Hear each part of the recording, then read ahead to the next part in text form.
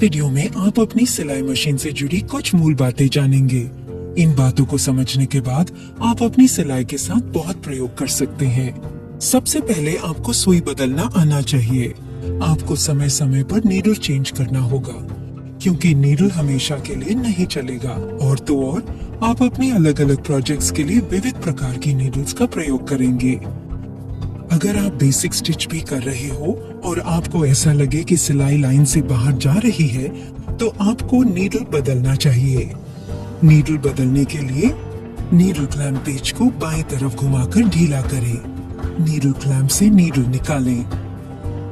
आप देखेंगे कि नीडल का एक सिरा एक तरफ से चपटा है और दूसरी तरफ से गोल होता है। नीडल को वापस लगाने के लिए उसे ध्यान से ऊपर नीडल बार की स्टॉपर तक सरकाएं। ध्यान रहे कि नीडल का चपटा हिस्सा नीडल बार की तरफ हो। नीडल क्लैंप पेज को कस कर घुमाएं ताकि नीडल हिले नहीं। अब हम रील लपेटना सीखेंगे।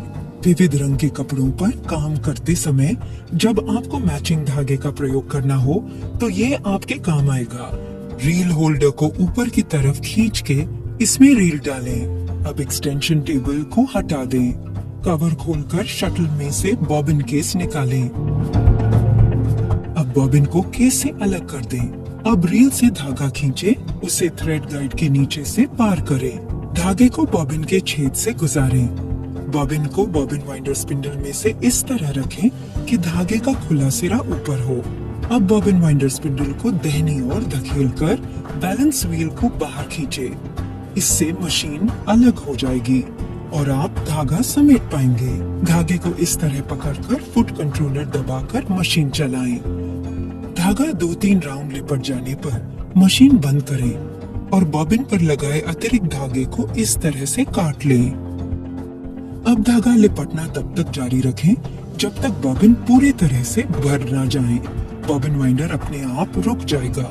अब धागा काटें। बॉबिन होल्डर को बाईं ओर धकेलें। बॉबिन को बॉबिन वाइंडर स्पूल से निकालें। उसे केस में इस तरह से रखें कि धागा बाईं ओर से खुले। धागे को टेंशन प्लेट में फंसाकर खींचे। ध्यान रहे कि केस में बॉबिन बाईं ओर घूमना चाहिए। अब बॉबिन को शटल असेंबली में उसके क्लच लीवर वाली साइड से डालें। शटल को कवर करके एक्सटेंशन टेबल लगा दें।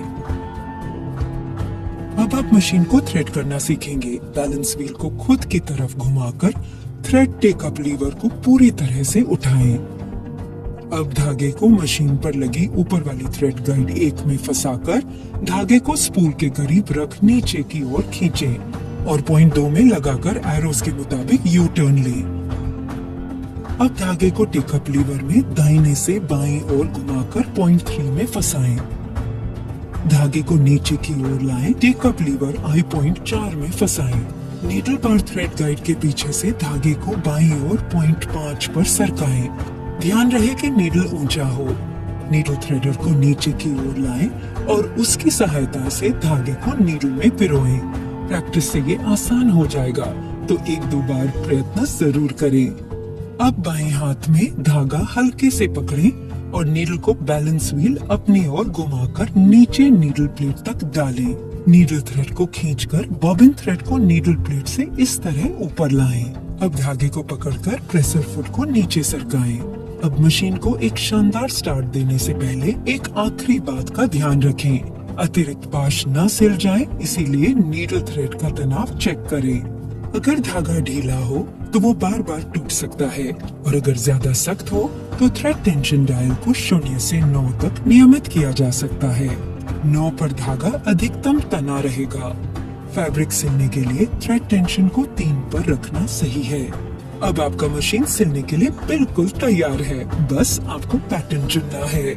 उषा जनोमी इनबिल्ट पैटर्न्स के साथ आता है। आप कौन सा मॉडल चुनते हैं इस पर निर्भर है। उदाहरण के तौर पर अगर आपको जिगजैग पैटर्न चाहिए तो पैटर्न सिलेक्टर डायल को C पर रखें और स्टिच लेंथ डायल को 2 पर रखें। तो अब एक फैब्रिक लेकर अलग अलग पैटर्न्स और लेंथ्स के साथ जी भरकर एक्सपेरिमेंट करें और इफेक्ट देखें। आप देखेंगे कि जल्द ही आप सिलाई में माहिर बन गए हैं।